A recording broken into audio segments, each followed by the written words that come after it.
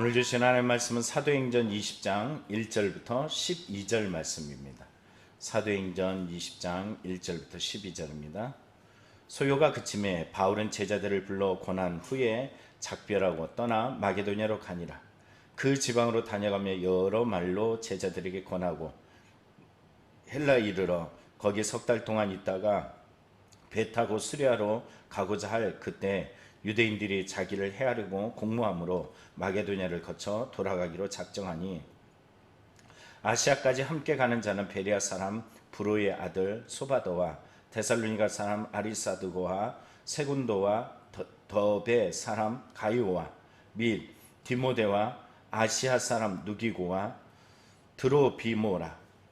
그들은 먼저 가서 드로아에서 우리를 기다리더라.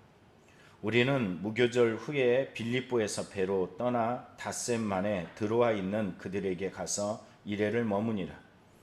그 주간 첫날에 우리가 떡을 떼려 하여 모였더니 바울이 이튿날 떠나고자 하여 그들에게 강론할세.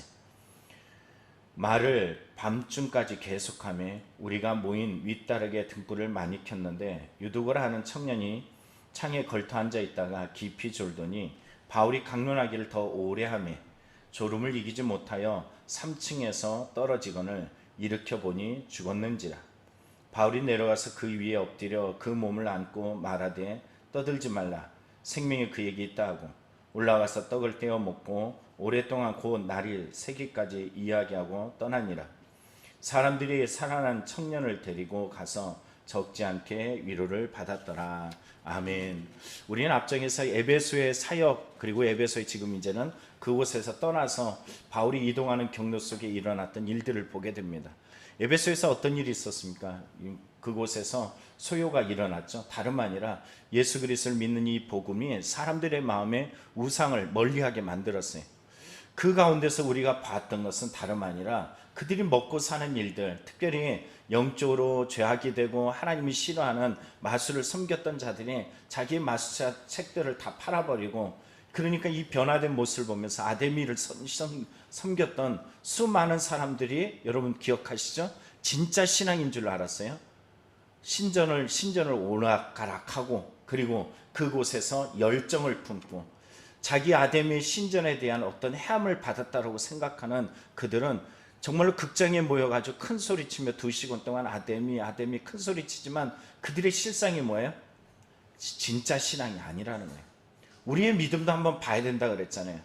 아데미 신과 같이 하나님이라고 수없이 부르짖지만 실제 내 마음속에 진짜 그게 인격적 신앙, 하나님을 위한 신앙이 아니라 자기를 위한, 자기중심적인, 자기 감정적인 이런 신앙을 가지고 있지는 않은지 우린 깊이 들여다봐야 된다는 것입니다.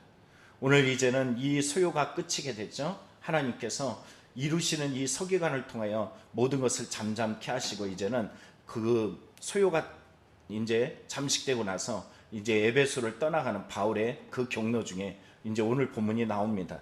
자, 오늘 1절에 이렇게 말하죠. 소요가 그침에 바울은 제자들을 불러 고난 후에 작별하고 떠나 마게도냐로 가니라. 그 지방으로 다녀가며 여러 말로 제자들에게 권하고 헬라에 이르러. 여러분, 제가 1절, 2절, 2절을 보면은 권하다는 말이 2번 나옵니다. 이 권하다 어떤 의미일까요? 성경에 보면 이 권하다라는 말은 위로하다, 격려하다 이런 말이에요. 에베소의 소요가 끝나고 이제 바울 사도가 어디로 가냐면요, 여기 보면 바울의 제자들을 불러서 그리고 작별하고 떠나서 마게도냐로 갔대요.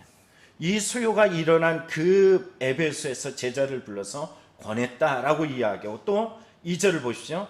마게도냐라는 곳은 어디입니까? 빌립보, 고린도, 베레아 이런 곳이에요. 근데 이 마게도냐로 올라가서 에베소에서 올라가서 빌립보에 이르고 데살로니가 그리고 베레아에 이르는 이런 과정 속에서 바울이 했던 것은 뭐냐면 다시 한번 그 지방으로 여러 말로 권했다라고 이야기합니다. 어떤 말을 권했을지 우리가 짐작되어지는 본문이 있습니다. 그건 사도행전 14장 22절이에요.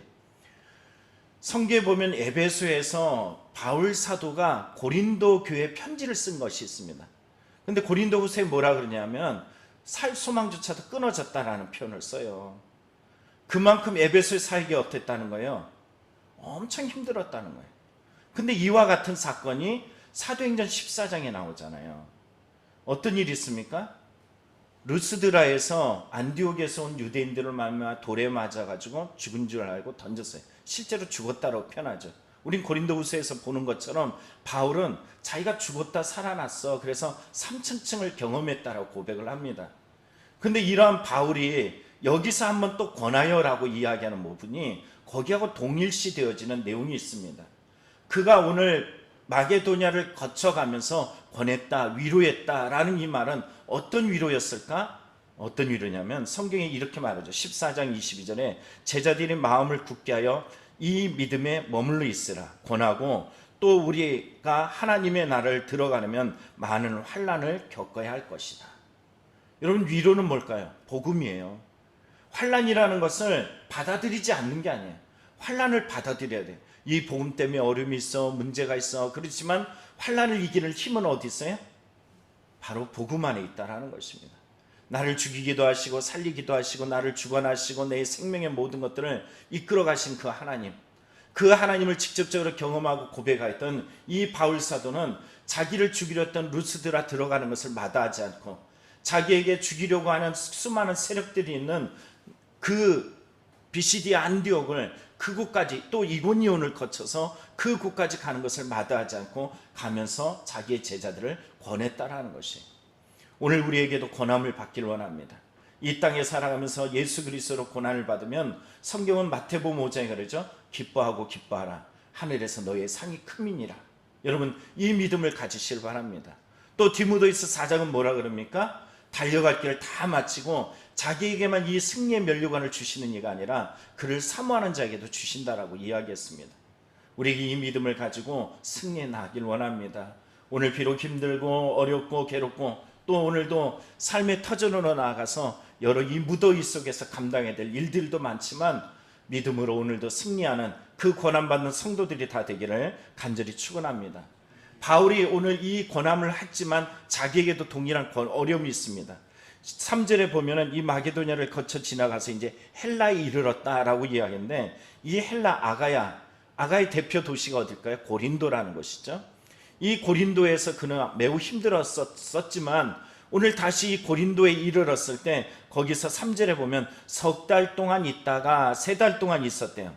그리고서 배를 타고서 어디로 가려면 수리아로 가려고 그래요. 여러분, 수리아면 어디 생각납니까? 안디옥 생각나죠? 그를 파송한 곳이에요. 근데 그곳에 가는 것이 당시 고린도에서 배편이 있었어요. 쉽단 말입니다.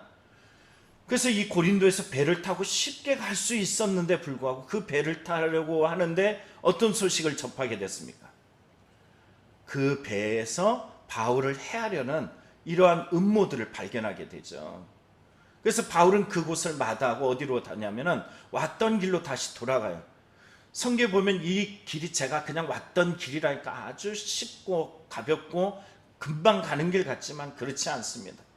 대륙을 돌아가는 거예요. 위로 올라가서 한 바퀴 돌아서 내려가는 거예요. 이 힘든 길을 그가 가는 것입니다. 그리고서 어디까지 가냐면 성경에 어디까지 하면 아시아와 함께 가는 가는 곳에 결국은 드로아까지 가게 되는데, 여러분 여기에 보면 누가 나오냐면 이 힘들고 지치고 어려운 길에 바울이 이제는 혼자가 아니라는 거예요. 누가 함께 하고 있어요? 4절에 보니까는 여기에 아시아까지 함께 가는 자 베레아 사람 브로의 아들 소바더, 데살로니가 사람 아리스다고, 세군도, 더베 사람 가이오, 디모데, 아시아남 사람 두기고, 드로비모. 여러분, 바울이 이렇게 수많은 사람들과 함께 간 적이 없잖아요. 이제 정말로 그의 삶에 이렇게 같이 하는 이들로 말미암아 힘을 얻습니다. 고린도 교회에서도 혼자 정체되고 힘들었을 때 브리스가와 아굴라로 말미암아 큰 위로를 얻었죠. 그가 또 지쳐 있을 때 신라가 오고 디모데가 와서 큰 위로를 얻었죠. 어떤 누구는 빌립보에서 성도들이 헌금을 모아다가 바울의 사역에 힘이 되기도 하면서 큰 힘을 얻었던 걸 기억하죠. 이제는 오늘 본문에 보니까는 사람이 다수가 바울과 함께 그 길을 혼자 가지 아니고 같이 가는 이 동역의 길에 동참하더라는 것입니다. 지쳐있고 힘들고 어려움에도 도리어 힘이 난 것은 바로 그와 함께하는 동역자들이 있었기 때문이라는 것이, 여러분 성경 말하죠. 우리에게 무엇이든 혼자가 아니라 둘이면 정말로 어떤 것에도 이길 수 있다는 말씀이 있습니다. 우리의 삶에 함께하는 은혜, 더군다나 우리 교회 이름이 함께하는 교회잖아요. 시흥 함께하는 교회. 여러분, 이 믿음으로 오늘도 승리하는 믿음이 되길 원합니다. 그리고 결국 이제 드로아에 이르게 되었습니다. 여기서 이르렀을 때 드로아에 이르고 나서 어떤 일이 있냐면은 7절에 보십시오. 그 주간 첫날이라고 이야기했는데 주일에 떡을 떼러 모였어요. 성찬을 떼기 위해 모였고 이튿날 바로 강론을 하는데 이 설교의 자리를 우리가 짐작하게 만드네. 밤중까지 계속하며 라고 이야기합니다. 하루 종일 일하고 당시 시에 때는 밤에 모여서 예배를 드렸어요. 이 밤에 모여서 예배 드리는데 위따르게 밤에 뭘 켰을까요? 등불을 켰대요. 여러분, 등불을 켜면 따끈따끈도 하지만 무엇보다도 등불을 많이 켜게 되면 어떻게 합니까? 많이 켜면 산소가 약해져요. 그러면 더 어때요? 졸려져요. 환경적으로 열악해요? 아니면 그렇지 않아요? 열악하죠. 예배 드리는데 우리는 좀 좋은 자리, 편안한 자리 이렇게 말해요. 제가 예전에 읽었던 책 중에 독일 사람들, 그 장인들이 있어요. 장인들이 가구를 만드는데 이 사람들은 가구를 아주 편하게 최고로 만들 수 있는 사람들입니다. 근데 그 장인 마을에 갔더니 사람들이 예배를 드리는 자신들의 예배 그 의자들은 가장 딱딱하고 가장 불편하게 만든다는 거예요. 왜 그러냐 그러니까 예배 가운데 우리는 편하게 드리는 자가 아니라 하나님 앞에 드린다라는 이 중심을 잃어버리지 않게 하기 위함이라는 거예요. 근데 여러 사람들이 가끔가다 이거 불편해요, 이거 짜증나요 이러면서 도리어 예배 중심에 드려야 될 마음은 없고 의자 때문에 뭐 때문에 하면서 우리의 마음을 잃어버릴 때가 참 많습니다. 오늘도 주님 앞에 믿음을 더하여 나아가길 원합니다. 더군다나 오늘 본문의 바울은 내일 떠나야 되기 때문에 그들에게 강론하는 이 설교의 말씀이 길었을까요? 짧았을까요? 매우 길었을까요? 맞아요, 매우 길었어요. 제가 주일날마다 느끼는 것이 있어요. 여러분들이 제가 설교가 다른 사람보다 조금 길죠? 그런데 이 조금 긴 시간에 보면은 12시간 넘어갈 때쯤이면은 벌써 이미 여러분들의 표정이 막 흐트러지는 분들이 종종 있어요. 근데 대부분이 안 그래요.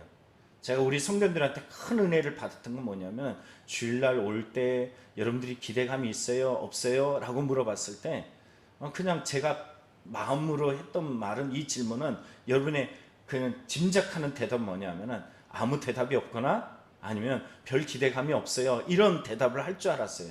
근데 너무 감사했던 것은 여러분들은 기대감이 있습니다 라고 100% 이야기해서 깜짝 놀랐어요. 왜냐하면 설교가 길기 때문에. 근데 오늘 본문에 이러한 긴 시간 속에서 예배 드리려고 몸부림치는 한 사람이 등장합니다. 누굴까요? 유두고라는 사람이에요. 3층에 올라가지고 예배 드리는데 여러분 보십시오. 기억해 하셔야 할 것이 있어요. 밑에서 불을 떼우면 열기는 어디로, 몇 층으로 올라갈까요? 맞아요, 위층으로 올라가요. 위에서 예배 드리기가 어렵다 쉽다? 어렵다요. 잠을 깨려고 몸부림쳐요. 그런데 이 사람이 잠을 못 이룹니다. 깨어있지를 못해요. 이기려고 하다가 결국 잠이 들게 되고, 그리고 그 3층에서 떨어져서 죽습니다. 그래서 어느 목사님은 그래요. 예배 시간에 졸면 죽습니다, 이렇게 이야기해요. 우리 성도 중에 죽을 사람들 종종 있을지도 모르겠어요. 그런데 여러분, 여기서 말한 유두고는 어떤 사람일까요? 당시에 때 헬라에 보니까는 이 유두고라는 사람 이름을 지은 이 유두고의 이름들을 한번 찾아보니까는 많은 학자들이 발견한 것은 뭐냐면 유두고 이름을 어떤 사람에게 지어주는가 했더니 그 계층이 누구냐면 노예 계층이더라는 거죠. 그러면 여러분 생각해 보십시오. 노예라면은 해가 뜨는 시간이 어떤 시간이에요? 일하는 시간. 해가 지면 어떤 시간? 일을 끝내는 시간. 그럼 이제 해가 져서 하루 종일 일하고 왔어요. 여러분들 지금 어제도 그렇게 무더운 날에 애쓰고 수고했는데 올라와서 하나님 앞에 예배 드리는데 그런 유두고가 하나님을 예배 드리겠다고 왔어요. 피곤하고 힘들고 이 종일 긴 아주 긴 설교를 하는 이 가운데 그 예배를 드리고 있습니다. 떨어져 죽을만 하지 않습니까? 몸이 못 감당해요. 그래서 그는 떨어져 죽습니다. 근데 바울 사도가 와서 그를 보면서 이야기합니다. 살았다 그래요. 바울이 오진한 걸까요? 여러분, 사도행전을 누가 쓴 거예요? 의사 누가가 썼어요. 의사가 죽었다 그러면 어떻게 할까요? 죽은 거죠. 의료적으로 죽었다라고 표현합니다. 그런데 하나님은 그를 뭐라 그래요? 바울 사도를 통하여 살았다라고 이야기합니다. 설교한 후에 바울이 그의 몸 위에 올리고 기도하여 그가 다시 살아날 때 적지 않은 사람이 위로를 얻었다라고 오늘 성경은 말해주고 있습니다. 왜 이 말을 하는 걸까요? 어느 누구는 말합니다. 이건 어느 목사님들은 말하기를 정말로 이제 설교 들을 때 졸면 안 돼, 그럼 죽어, 이렇게 표현하는 분들도 있는 것 같지만 실상 여기에 보니까 우리가 발견하는 것은 하나님께서 당신을 향한 그 열정, 그 사랑, 그 은혜, 비록 내 몸이 연약하고 힘들고 어렵지라도 하나님 앞에 나아가는 그 영혼은 죽은 것 같지만 살아나는 부활의 신앙의 능력을 보여줍니다.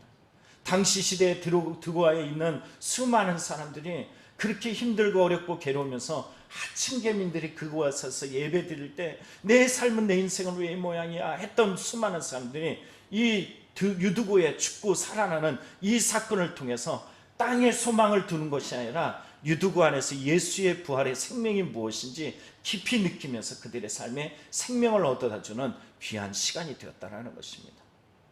여러분, 우리는 당장 눈앞에 보이지 않는 죽은 것으로 마음이 무너지고 삶이 무너지지만 오늘 주님은 우리에게 어떻게 하십니까?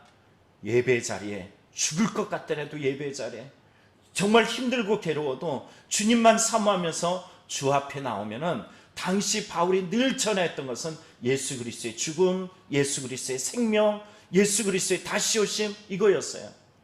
오늘 이 새벽을 깨워가는 저와 여러분도 비록 인생이 버겁고 힘들고 상처 입을지라도 예수의 생명이 나의 것으로 여길 수 있는 유두고가 되길 원합니다. 여러분의 가정의 유두고, 그리고 여러분의 직장에서 유두고, 여러분의 삶에서 유두고 되어 많은 사람들에게 예수의 생명에 큰 위로가 되는 여러분이 되기를 간절히 축원합니다. 기도하겠습니다.